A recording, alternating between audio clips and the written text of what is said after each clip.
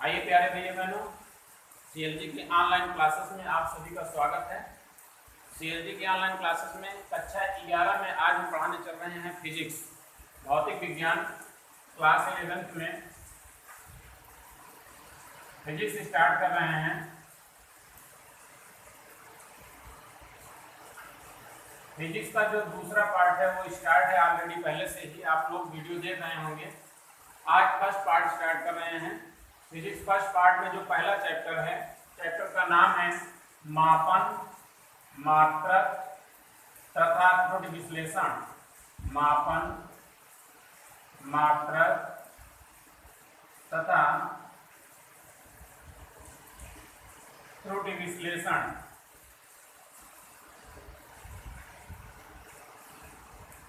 इसमें आपको 3 टॉपिक पढ़ना है। इसमें से आप 2 टॉपिक 9th में पढ़ चुके हैं, मापन, मात्रक। थोड़ा सा उसी का विस्तार है, नहीं तो ज्यादातर चीजें वही हैं। त्रुटि विश्लेषण इसमें आपको नया पढ़ना है।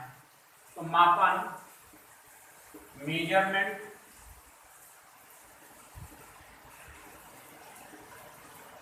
Unit and error analysis. Error analysis. आपको जो भी टॉपिक पढ़ना है उसकी अंग्रेजी जरूर जाननी है। तो सबसे पहला टॉपिक है इसमें मापन। मापन होता क्या है जानिए। मापन मतलब मेजरमेंट। मापन से अर्थ है माप करने से। भौतिक राशियां बहुत सारी हैं, आप जितना भी देख रहे हैं इस समय, भौतिक राशियां चाहे जो भी चीज नाम है। जैसे आप 9th में पढ़े हैं भौतिक राशियों के बारे में, जो मूल राशियां हैं, 7 प्रकार की राशियां। अब उस मूल राशियों से बहुत सारी राशियां डिराइव होती हैं, तो उनके यूनिट भी डिराइव होते हैं। जितनी भी राशियां हैं सभी राशियों के कोई ना कोई क्या होंगे, मात्रक होंगे। तो मापन होता क्या है, जो एक मात्रक है किसी भी राशि का, उसी के मात्रक से तुलना करना ही मापन कहलाता है।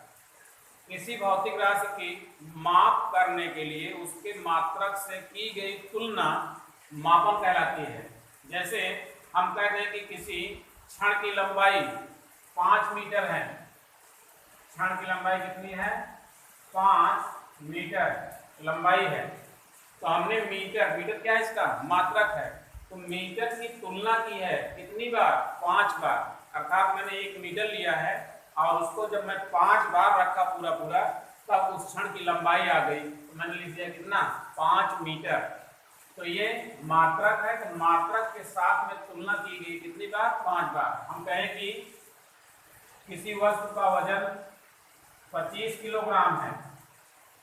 इसका अर्थ हुआ 1 किलोग्राम उसका मात्रक है, तो इसके मात्रक से 25 बार तुलना की गई है। अर्थात किलोग्राम का प्रयोग 1 किलोग्राम का है।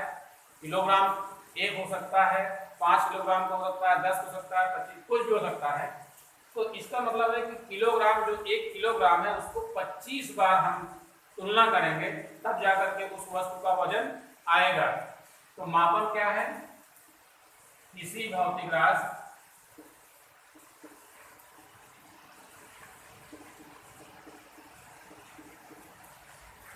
की माप करने के लिए, किसी भौतिक राशि की माप करने के लिए उसके मात्रक से की गई तुलना मापन कहलाती है।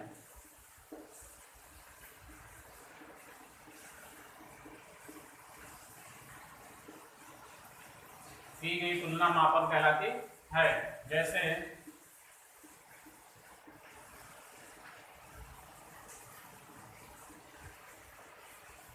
जैसे आप टीवी में जरूरत नहीं है, जैसे हम समझा दिए हैं। तो इसमें इंपॉर्टेंट चीज क्या है कि मापन करने के लिए आपको मात्रक है और एक आंकिक मान इसे कहते हैं। मात्रक और आंकिक मान 2 चीजें हैं। कोई भौतिक राशि आप सिर्फ आंकिक मान लिख दें तब भी नहीं सही है, सिर्फ मात्रक लिख दें तब भी नहीं सही है। आपको दोनों चीजें लिखनी पड़ेगी। जैसे हम लिखते हैं कि लंबाई बराबर 10, यल किसी का लंबाई कितना है 10 है। अब 10 के आगे हमें लिखना जरूरी हो जाएगा कि 10 क्या है, सेंटीमीटर है, मीटर है, किलोमीटर है, क्या चीज है, आगे मात्रक लगाना जरूरी है। तो ये अधूरा है जब तक इसमें हम सेंटीमीटर मीटर कुछ ना लगाएं। ठीक है, तो हमें इंपॉर्टेंट क्या है कि मापन में दो बातों का होना आवश्यक है। मापन में दो बातों का होना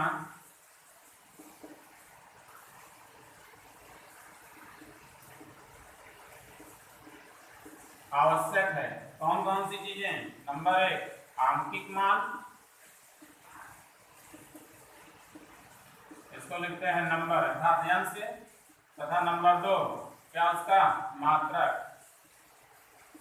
यूनिट लिखते हैं। तो सभी भौतिक राशियों को व्यक्त करने के लिए दो चीजों का होना आवश्यक है, आंकिक मान और मात्रक। जैसे यही बता रहे हैं, ये आंकिक मान और क्या है मात्रक, आंकिक मान और मात्रक। और इसमें एक संबंध होता है, आंकिक मान और मात्रक में एक संबंध होता है। तो संबंध क्या होता है कि आंकिक मान तथा मात्रक एक दूसरे के व्युत्क्रमानुपाती होते हैं, एक दूसरे के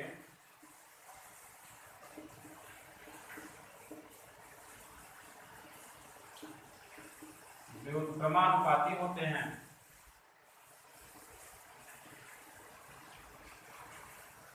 व्युत्क्रम का मतलब होता है उल्टा क्रम। उल्टा का मतलब हुआ कि एक बढ़ेगा तो दूसरा घटेगा। एक होता है अनुक्रमानुपात, अनुक्रमानुपात का मतलब होता है कि एक घटे दूसरा भी घटे, एक बढ़े तो दूसरा भी बढ़े। लेकिन व्युत्क्रमानुपात का अर्थ होता है एक घटे तो दूसरा बढ़े। अर्थात हम कह सकते हैं कि आंकिक मान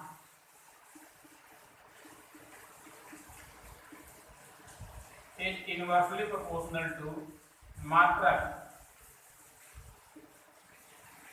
आंकिक मान मात्रक एक दूसरे के व्युत्क्रम, एक बटे में जब लिखा जाता है तो क्या होता है व्युत्क्रम। अगर हम इसको यन लिखें, इसको यू लिखें तो 1 में क्या हो जाएगा यू। इसी से एक संबंध बनता है कि यदि दो पद्धतियां हों, दो पद्धतियां, जैसे पद्धतियां क्या हैं, जैसे सेंटीमीटर है, मीटर है, दोनों अलग अलग पद्धतियों की लंबाई का मात्रक सेंटीमीटर में मापा जाए तो ये अलग पद्धति है, मीटर में मापा जाए तो अलग पद्धति है। मात्रक बदल जा रहा है तो पद्धति बदल जाएगी।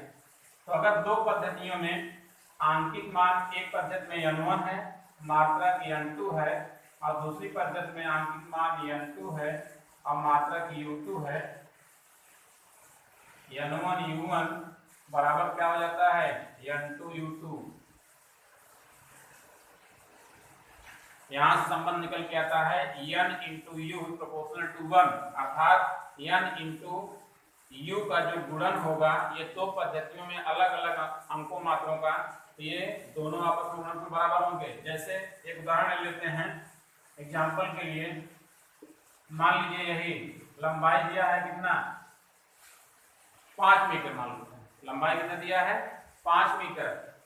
तो 5 मीटर बराबर ये 5 क्या हो गया आपका आंकिक मान पहले पद्धति में, या मीटर क्या हो गया मात्रक पहले पद्धति में। अब इसको आप बदलना हो, सपोज करो दूसरी पद्धति क्या हो सेंटीमीटर। तो आप जानते हैं 1 मीटर में कितने सेंटीमीटर 100 सेंटीमीटर, तो 5 मीटर में कितने 500। n1 5 u1 metre, n2 500 u2 centimetre. अर्थात पहले पद्धति में आंकिक मान और मात्रक का गुणनफल दूसरे पद्धति में आंकिक मान और मात्रक गुणनफल के बराबर है। अब यहाँ से देखिए ये भी निष्कर्ष निकल जाता है आपका कि आंकिक मान बढ़ेगा तो मात्रक घटेगा। यहाँ देखिए मात्रक मीटर था, मीटर से आप सेंटीमीटर, मीटर बड़ा होता है सेंटीमीटर, मीटर बड़ा होता है, अर्थात मीटर से सेंटीमीटर क्या हो रहा है छोटा हो रहा है। तो आंकिक मान 5 से कितना हो रहा है 500, अर्थात आंकिक मान क्या हो रहा है बढ़ रहा है। आंकिक मान बढ़ रहा है लेकिन मात्रा क्या हो रहा है, घट रहा है। यही कह रहा है यहाँ पर कि यदि एक दूसरे के व्युत्क्रमानुपात पर मतलब क्या, एक बढ़ेगा तो दूसरा घटेगा। इसका मैं पीडीएफ आपको भेज दे रहा हूँ, इसके पीडीएफ से आप अपना नोट्स बना लीजिएगा। ये इतना एग्जाम्पल है, आपको इतना बनाना है नोट्स में। धन्यवाद।